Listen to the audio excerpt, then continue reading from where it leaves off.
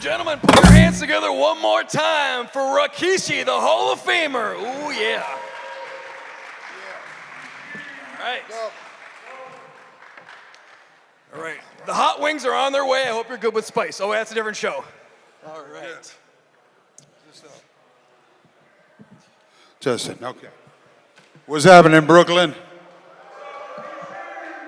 All right, before we start this Q&A, I first like to thank God for taking this time for all of us to be able to be underneath this one roof, to be able to fellowship with one another, to be able to hear and tell our stories amongst each other. This is one thing that's personal to me when I come to do these type of appearances, Comic-Cons. It's very important for Big Keish when we all leave a place like this that we all learn and understand the culture of one another, diversity. As we know nowadays, that's what we're missing in this world, is love and peace. And like my old grandma used to say, you step out of line, I'm gonna straighten you out. And so that's the problem, what we got today.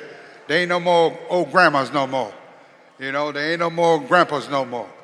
And so at the end of the day, I wanna just leave y'all with this, is just, before we start, it's always free to be kind to one another. And I'm gonna ask that everyone on your daily lives is just to be able to try to apply that, you know, amongst yourself. Like, everybody don't have a good day. Sometimes we wake up and it just starts off like the way we didn't plan it. But at the end of the day, everything's a testing for your faith, for your spirit. It's for you mentally, and to be able to move on in this world. Because at the end of the day, we just here part-time. So, okay, so I love y'all. Thank y'all for coming out. And let's go ahead and have some fun. All right? Amen. Okay. All right, let's do this. Can I get a ooh yeah? Yeah. All right, thank you, Rikishi. Let's get to it. Now, you're coming from, I'm gonna a regular voice. You're coming from a real wrestling dynasty, right? A true wrestling family.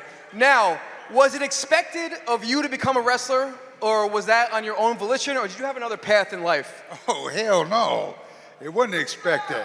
I mean, I was a young kid at age 17. You're gonna realize why I said what I said in the beginning. Young kid at age 17, didn't listen to my mama or my pops.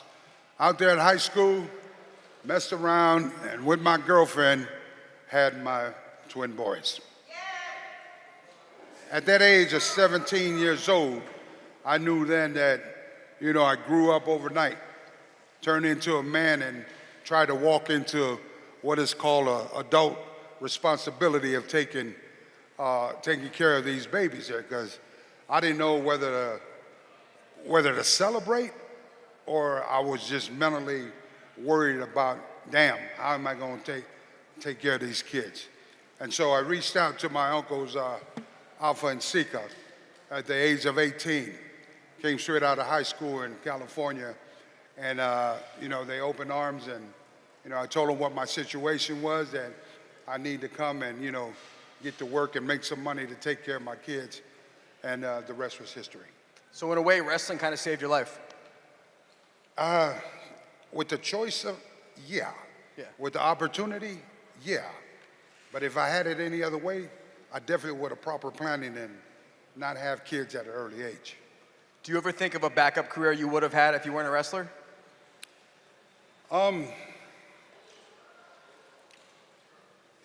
You know, I come from a preacher's grandson. And now all my life I've been around that, you know, in church where you hear your grandfather and your parents up there, you know, spreading the gospel and the faith. I was a young kid, didn't understand what that was. But I realized as I've grown up, you know, being around that close-knit circle of what you call the Anuai bloodline and the Fatu bloodline, it was always that. It was church, it was family, and it was respect. And as I grew up, I kind of felt as a kid, that I feel safe in that environment. But I also knew that me preaching the word, I didn't know if that was gonna, for a young kid or early, teenage kid, is gonna pay the bills, put food on the table for me. And so at the end of the day, I was always into sports, playing basketball and football. I wanted to try my hand in professional wrestling, and I can only give, the rest was God. The rest was definitely God, because I didn't have my passion in it. All I knew, I had to do it for a purpose. And the purpose was to put food on the table. And here I am sitting amongst you 35 years later as a Hall of Famer. There we go.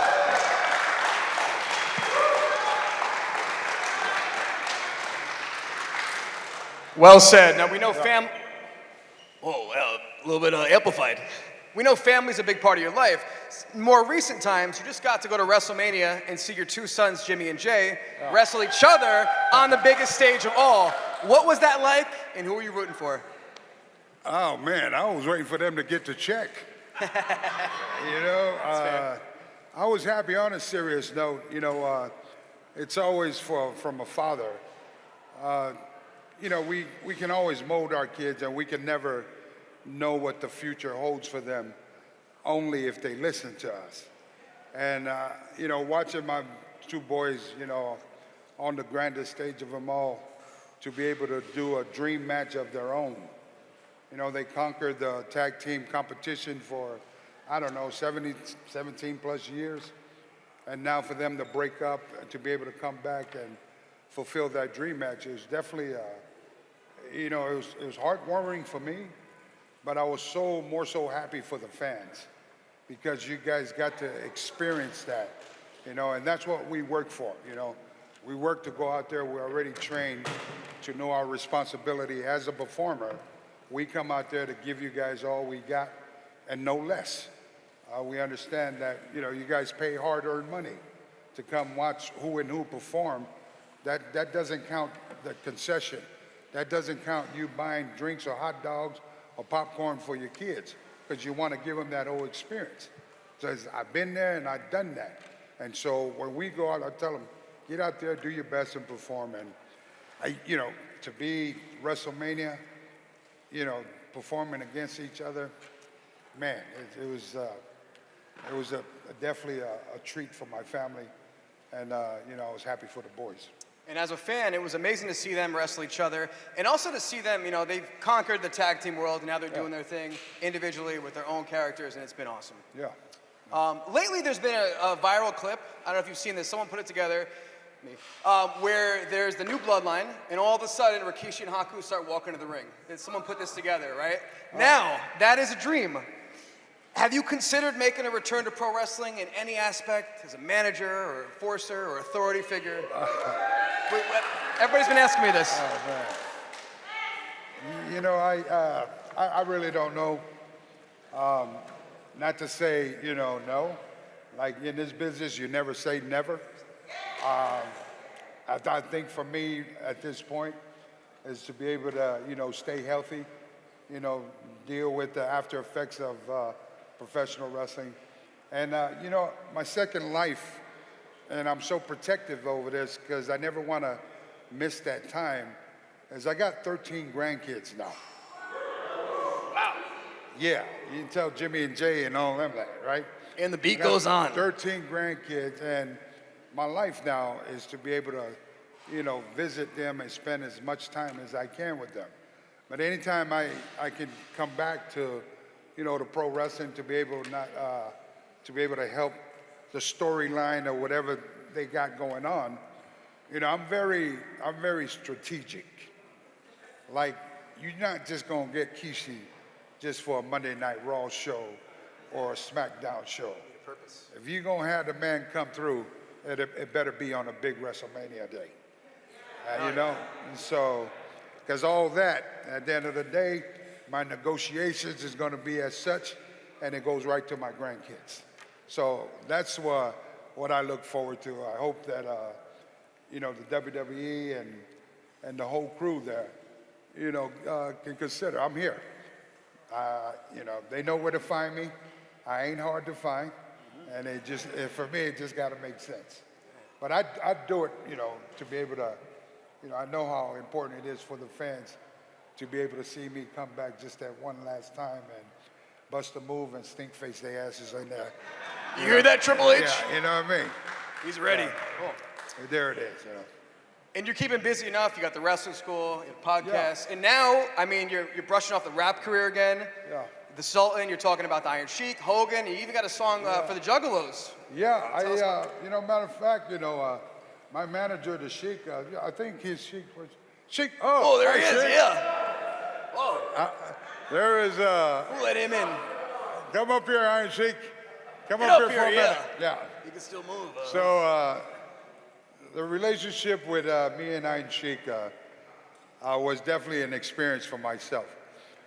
Coming from, being around the Samoans and then going with this man here, I've learned a lot. I learned a lot about Middle Eastern. I've learned a lot about their culture. I learned a lot about their food. And anything with food, when you come this way towards a Samoan man, that's right down our alley.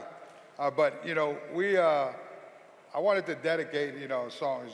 Rap music has always been my go-to back in the day. And when we had BSK together, we all know Yokozuna, Undertaker, Godfather, Crush, Uncle Fuji.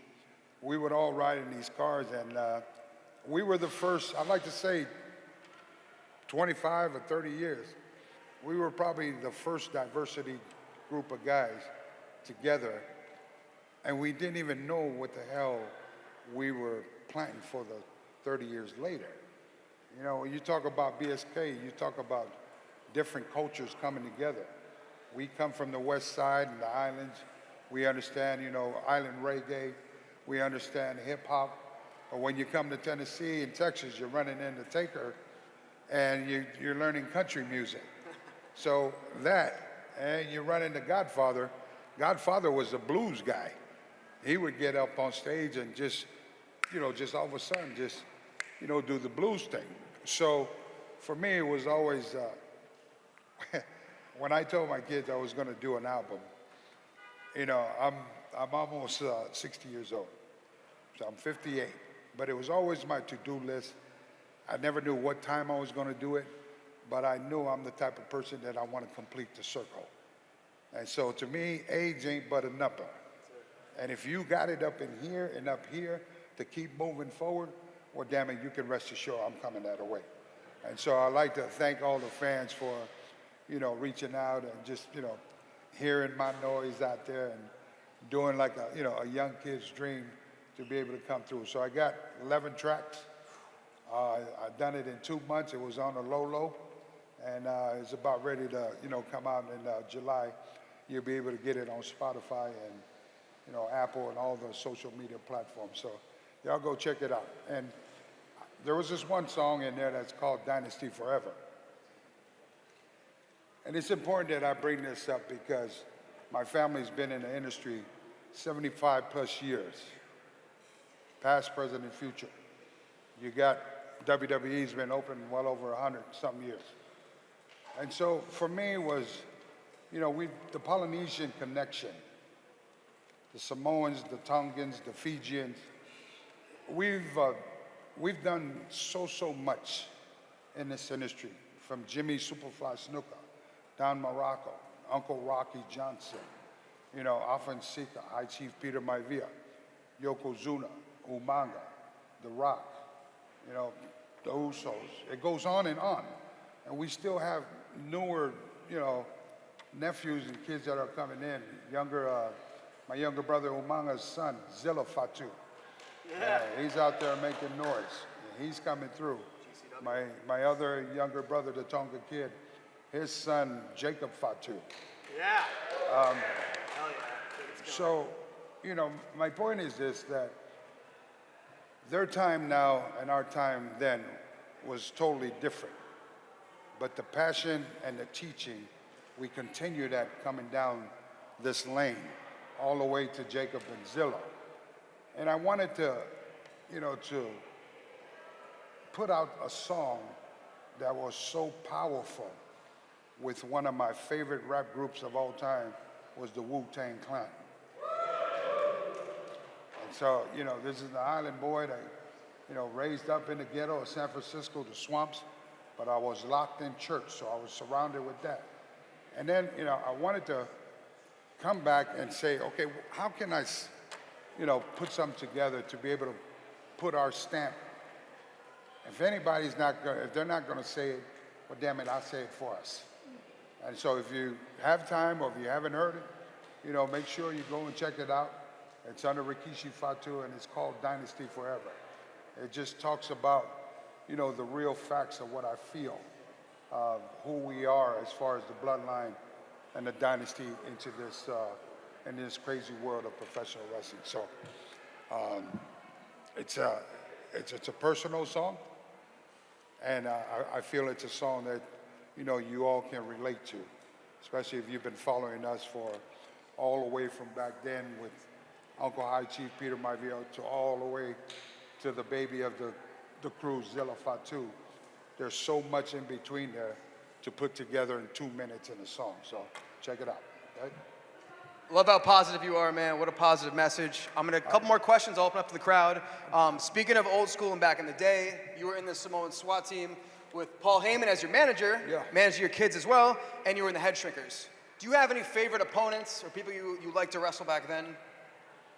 Well, I got to talk about the Steiner brothers. In this business, when you come through, they label you when you're working, are you too stiff or, you're too soft or, we're young coming into business. At the age of, I think it was early 20s, we started in Dallas, Texas for the Von Erichs. And it was $30 payoff, working every night. I got twin boys and sleeping in my, SUV. My mom gave it to me just so I can, have wheels to make these towns. And, these guys like Stone Cold back in the day. And so run into Paul Heyman. We got the call to be able to come to WCW, which was in Atlanta. And so if we know Dallas is here, Atlantis is here, and we know we got to drive there, but we ain't got enough gas money to get there. And so we would reach out. One of my good friends was a fan. He came with us, and he was more fortunate than us, had a good job, and he said, hey, I'll take care of all that for you guys. So he came with us, brought his car, and we jumped in, and we made that long trip there. Not knowing, all we know is we're getting looked at. But we had no idea that they were going to throw us in that day, that following day. So in wrestling, you always leave your bag, your work clothes, your work gear bag inside the car, because you never know what type of booking you're going to run into. And so we got there and met Paul Heyman. They asked, did you bring your gear? I said, you're damn right we brought our gear. And we got on TV, got on the match, and I remember me and my cousin Samu just in the back park in a little room. I said, this is it, man. I don't want to drive back, man. We got to go out there and take this right now. Take it, and I want these people to fly us back, sign this up. And again, I speak about this because we can't tell tomorrow. We don't do, we can't tell none of that. And out of the grace of God, we were blessed to, right after our match, we were blessed to be given a 3-year contract at $150,000. And that was my first big contract in professional wrestling, and the rest was history.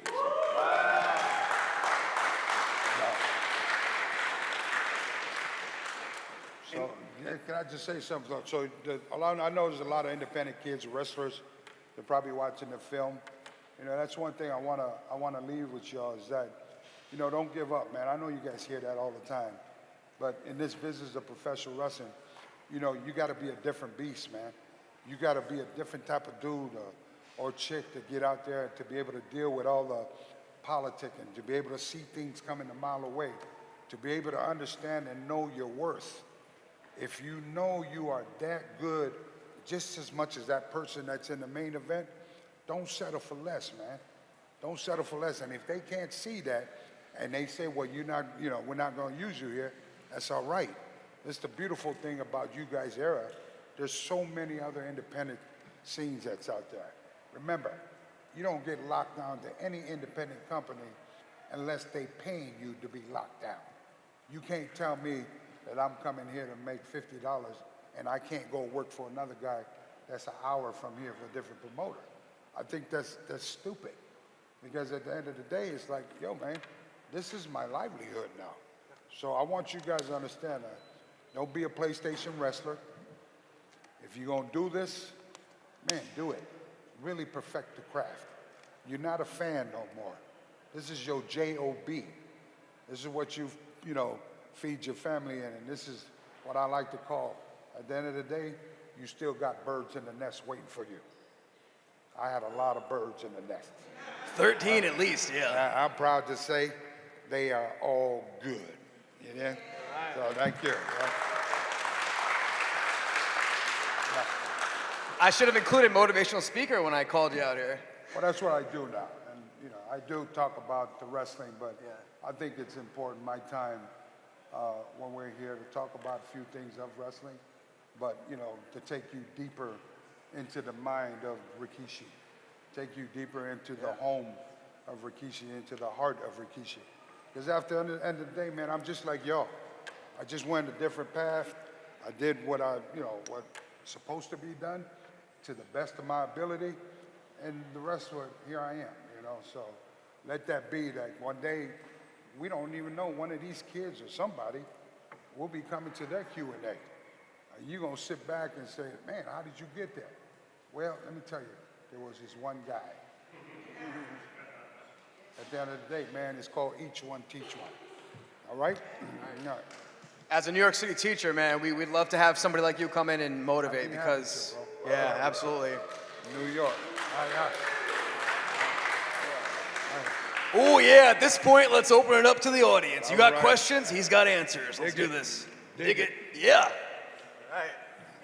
What do we got? I love New York. New York the Garden was one of my favorite places to wrestle, man. Yeah. Royal Rumble 2000, there he was. Breaking out the dance, I was there. Me and Sheiky, baby. Yeah. Hey, Bubba. Oh, we got the Sheik first. All right, coming on.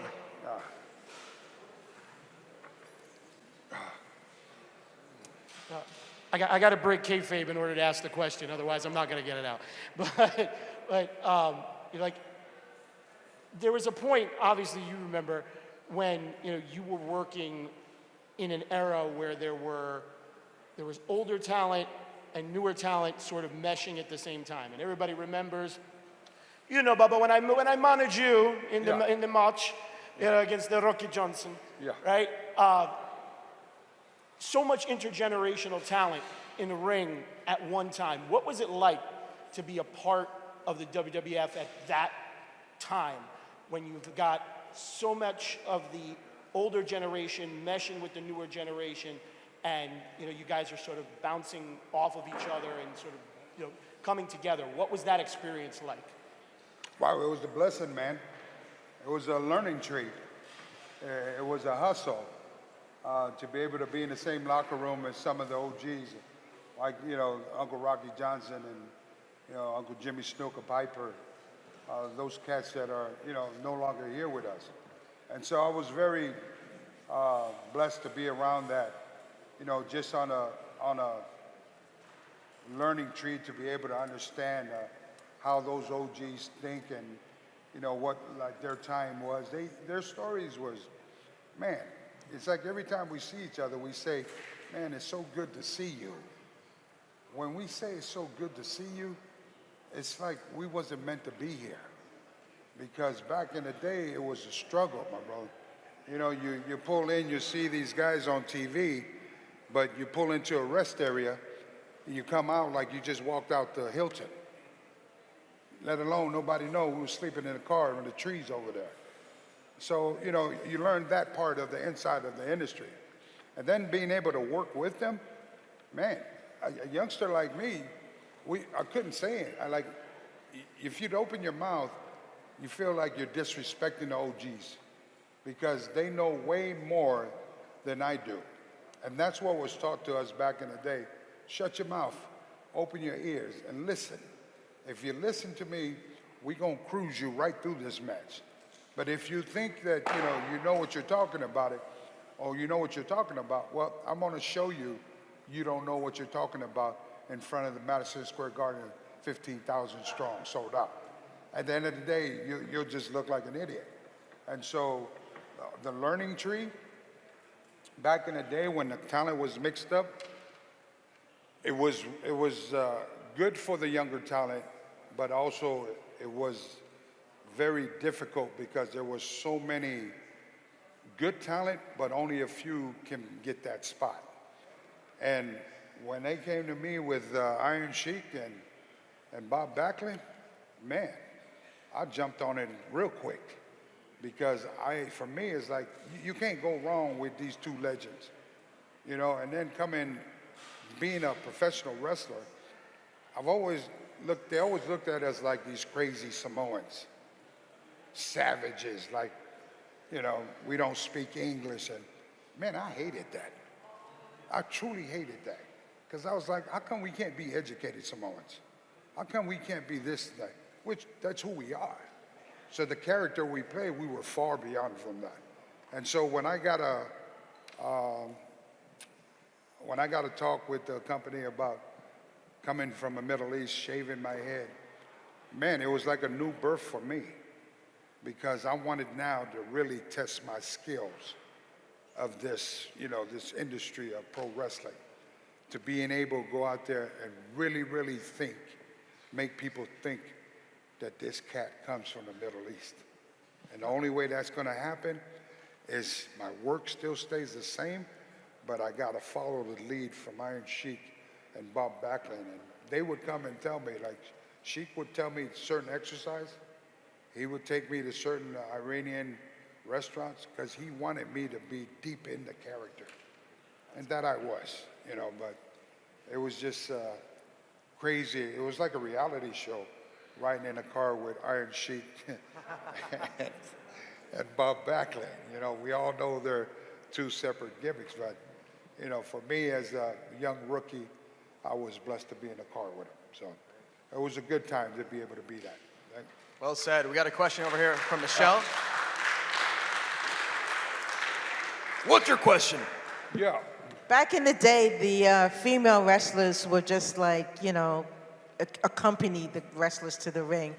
What is your opinion of today's really hot and growing female wrestlers of now, like Rhea Ripley and Jade Cargill, all those new women coming up and really killing it? What's your opinion? I'm so damn proud and happy that they finally shined a light on women, not only for who they are, but for their skills, for their athletic ability, for their smarts, as human beings, as athletes in the same dominated industry of professional wrestling by men. Right now it's a good opportunity for women in professional wrestling, more so better than men. This is just my humble opinion. Is because the world now in WWE are finally shining the lights and wanting to see a lot of women athletes. Back in the day with the Attitude Era, we all know the women they had back in the day. Trish Stratus, Lita, Jazz. Tori Wilson. They had a whole bunch of girls. But they were good workers. But they were always, Attitude Era display in a different way for women, if you know what I'm talking about, right? And so now there's only a few that survived that from the Attitude Era. They're my good friends still, Trish Stratus and Lita and Tori Wilson. We're still here. And so happy to see them doing well and doing good. And so they too stand as like ambassadors for women. Because, you know, back in the day, little girls that are wrestling now, they used to look up to these girls here, you know? And so money's good for women now. Opportunity's good for women now. You know your negotiations, know your worth. You know what I mean? It ain't all about, you know, nowadays, when I say negotiation, and I tell this to my kids all the time, negotiations is meaning what you want, what I want, and we're gonna meet at the middle. Otherwise, it's not gonna work. This is just business. And so at the end of the day, it is that for women now. They're taking care of a lot of them a lot better. You know, when my daughter-in-law took a little hiatus for a while, Trinity, you know, she came out during, you know, around the area and so forth, and, you know, she never really did independence. And when she came out, I was kind of happy that she took a break from the scheduling of WWE, because they do run you ladies as much as they run the men. But to be able to get a break for her and come out, you know, you can kind of see now the difference of what you have there in the WWE than what you have out here is what I like to call the outlaws. I like to call the independent, we the hustlers out here. We the one here that we're learning every step of the way, which way to get that bag. And at the same time, when you see those that are used to getting the bag, you come out, you're not getting that same bag with this promoter. Now it's gonna check you now. Like, damn, you know, how lucky am I to be there to continue to get this, you know, this great contract, great living, blah, blah, blah. And so for her, when I finally, you know, had a little chance for her and talked to her, I was like, you know, it's good to see you back home. And I'll always call WWE our home. You know, our branding, our legacy, 75 plus years, there can never be no other company that Dynasty calls home.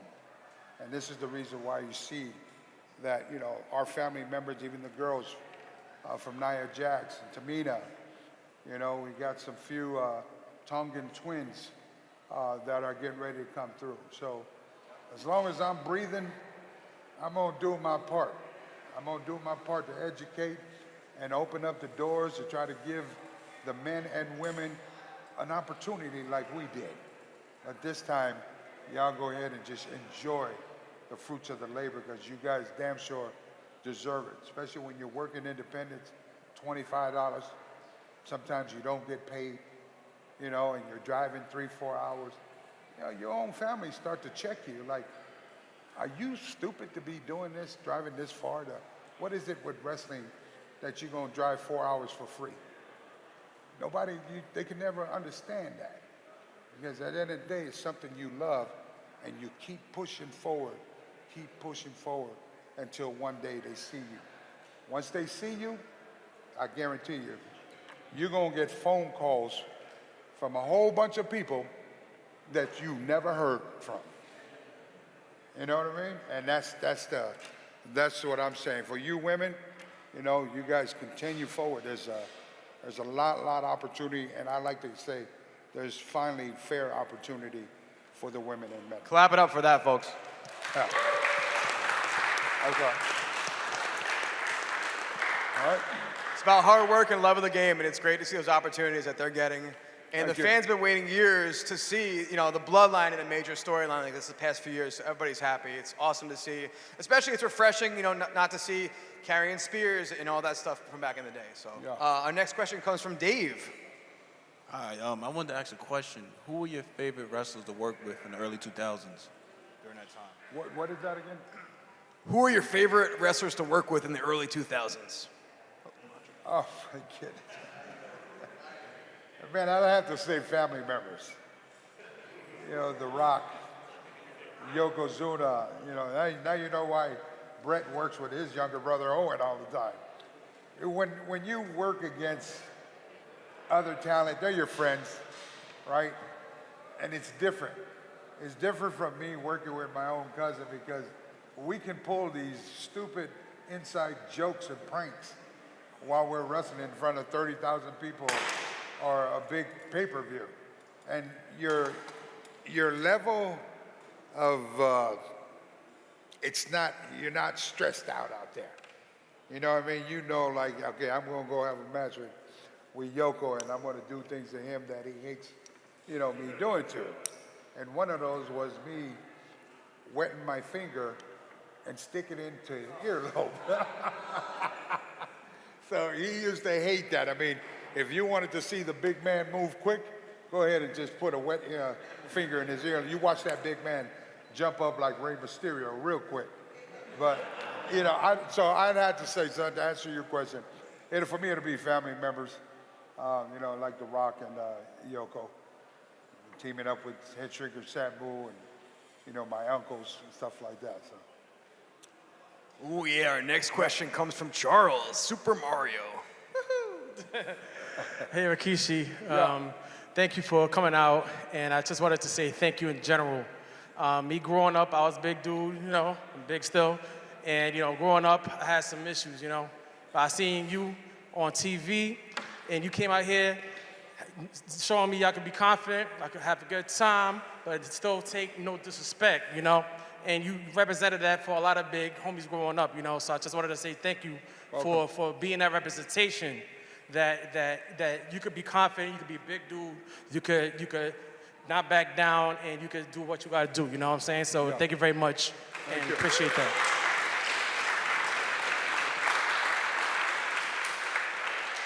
I'd like to tap onto that too.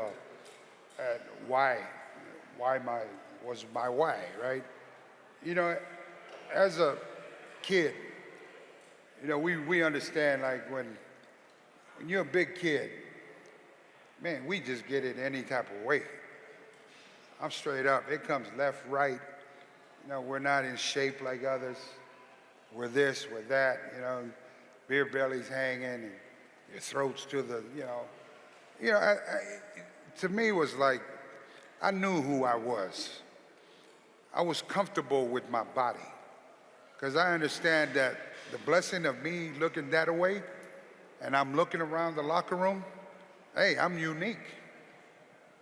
And so I wanted to be that for a lot of us that are out there dealing with, bullying and stuff like that. And it just so happened my job gives me that platform to be able to speak on it, because I was at one time, I'm Samoan before I'm a wrestler.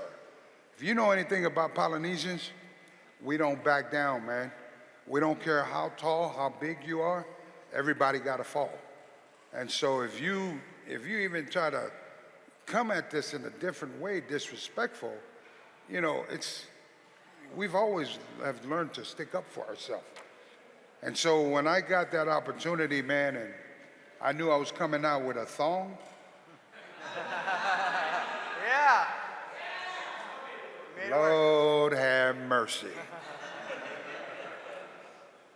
To be able to wear that new outfit and walk down the back locker room, I ain't gonna say no names. Come on, y'all walk with me now. We walking down the back locker room, and you can just, I knew they was talking about me, because my ass got hot. They were jealous. And I was like, okay. So they seen this, and this is part of those that, they ain't got nothing else good to say but talk shit about you. Can't talk to you in the face. They'll wait till you bypass them. All right? I'm used to that, man. That didn't rock me for a second. But I knew in the back of my head who was these people. Have you know it? When I got out in that ring and I'm like, okay, I'm gonna see how these fans gonna take Big Keish being out there with a thong. I'm the only man in professional wrestling first has ever walked out there wrestled in a thong like that. We don't count Billy Gunn because he wore them underneath, yeah. All this time I was looking for my money maker, it was right behind me.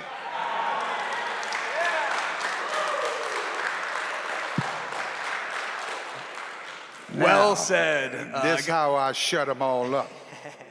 Every time I got in the match with somebody, I always knew that Vince McMahon wanted that money shot.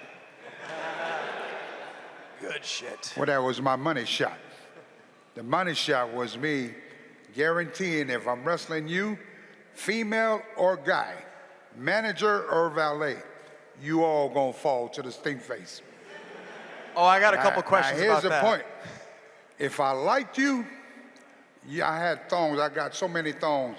I always carry brand new thongs with me. You beat me to it. If I didn't like you, you got that mediocre, you know that Ziploc bag.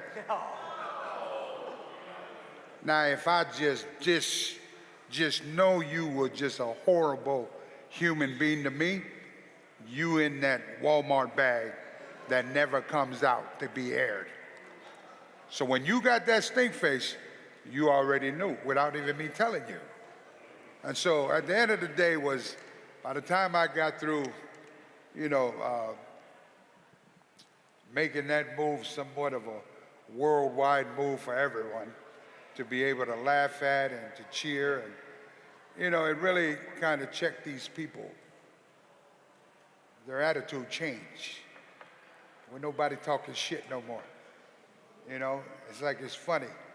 You gotta earn, you know, that's their way of, I guess, respect, and rather than come talk to you face to face, but you're that type of person that wait to talk as I go through. And so, the moral of my story is this: bullying for anybody, we ain't got time for that. You know, you don't know what that person dealing with.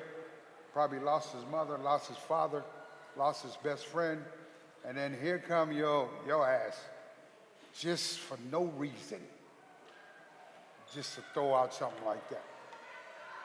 So, at the end of the day, you guys there that, if in case you're moving that way, go ahead and just clear yourself out of that negative vibe. I say cancel them. You don't need people in your circle like that, delete them.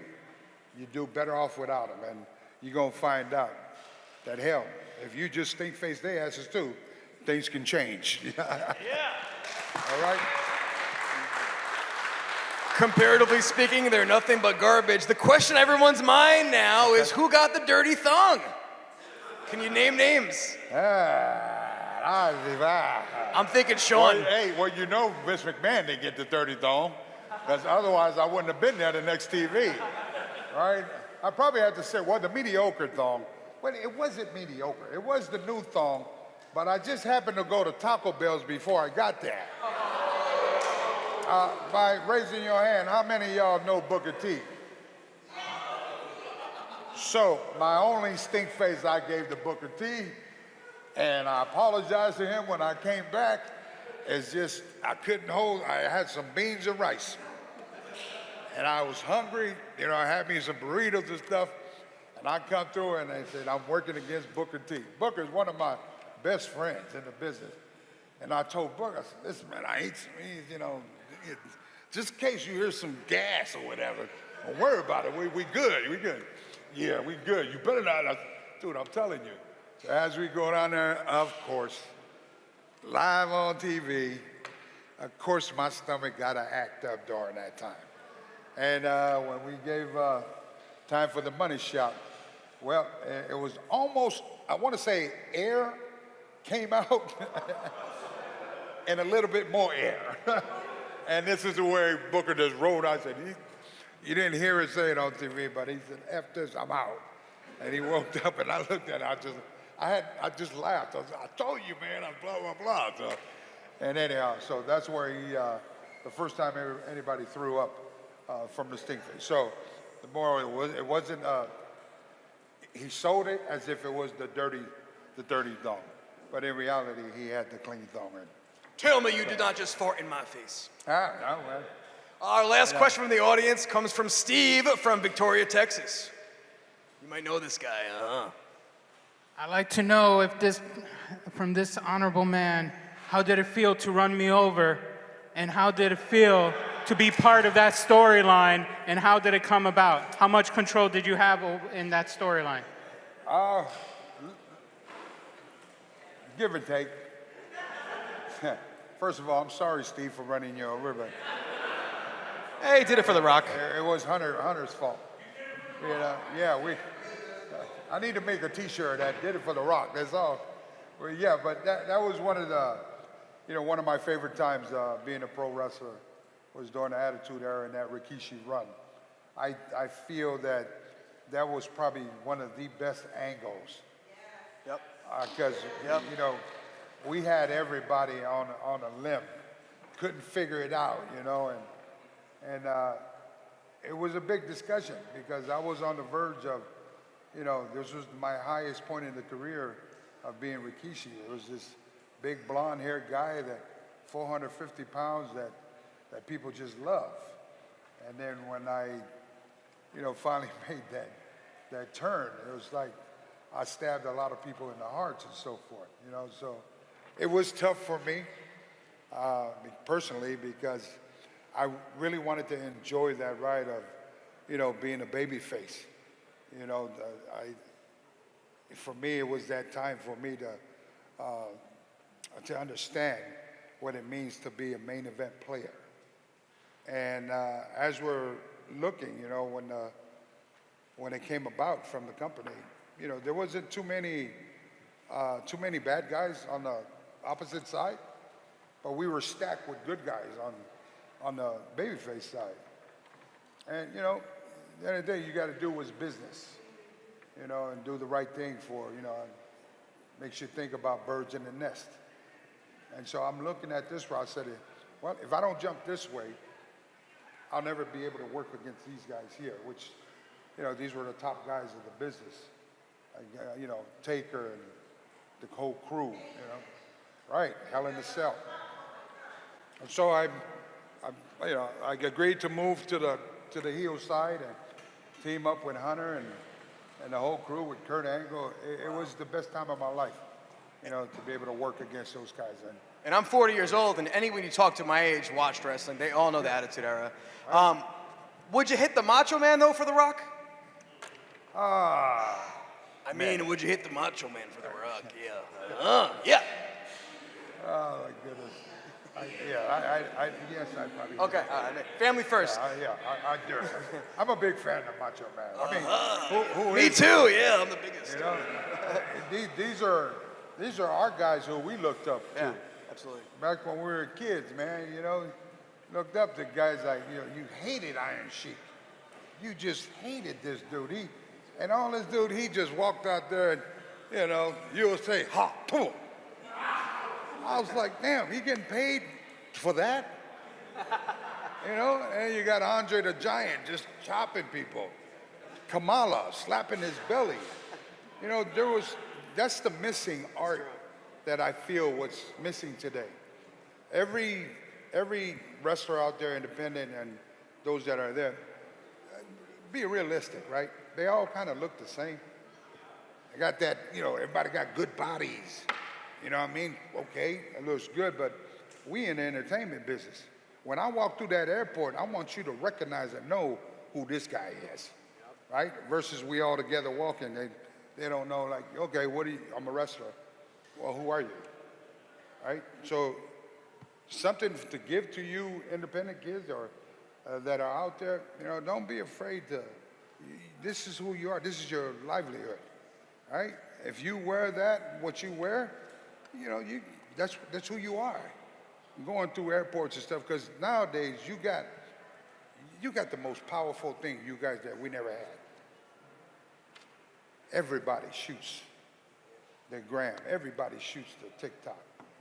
So why not shoot your own and brand your own damn self? That's the way to be.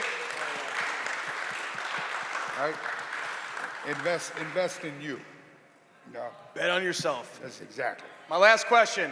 You guys killed it with the dancing, man. I kind of feel like it revitalized you guys, the Attitude Era with Too Cool. Yeah. Who came up with the dance? Okay, again, I come from dancing, right? That's what I was thinking. It's that old school electric slide. Two to the left, two to the right. As it, we kind of add a little bit, going back. But, Scotty didn't know how to dance. Wow. Yeah, he didn't know how to dance, but as we were all going, I was like, we need to come up with something. Because you got this bleach blonde Samoan dude and you got these two white boys that they act like they're from hip hop, but they ain't got a hip hop in their body. And so I said, well, you need to do something, like come up with a move. And so he came with that, the worm, there it was. Then Grandmaster Sexy, you know, rest in peace, he came up with what he called a Michael Jackson when doing that. I was telling him, man, okay. He said, what do you think? I said, if that's the best y'all got, go on and bring that, and I'll go ahead and pick up the rest. And so that's what it was. I said, you gotta learn the electric slide. 2 to the left, 2 to the back, 2 this way, and then we just all break out. And so when we did that on the first, back in the day, Sunday Night Heat, they used to film Sunday Night Heat, and then we go to live Monday Night Raw. Well, they would put us out there before the Monday Night Raw. And as we got out there, every time we got out there, you can hear the fan base. We were just building our fan base, and once we broke out with the dance, before you know it, we was on Monday Night Raw every weekend. So, yeah, so we kind of stumbled into the dance. And now Scotty's killing it at every wedding he goes to, electric slide. Yeah, he still looks great, man. Yeah, he does. Yeah, I don't know how he's still wrestling, man. Fountain of Youth. Well, Okay. from me, from everybody, thank you, Thank you. Rikishi. You're It's been welcome, a man. pleasure, man. Thank you, man. I appreciate it.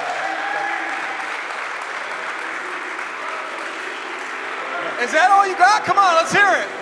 Hall of